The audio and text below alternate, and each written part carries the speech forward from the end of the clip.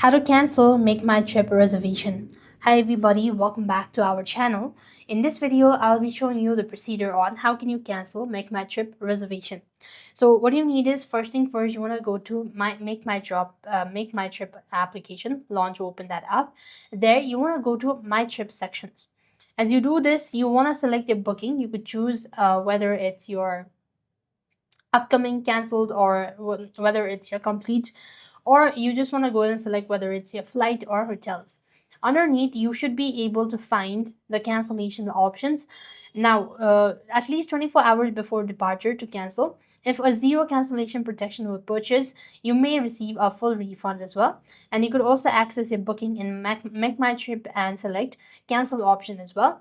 And that is how you are supposed to cancel Make My Trip reservation as well.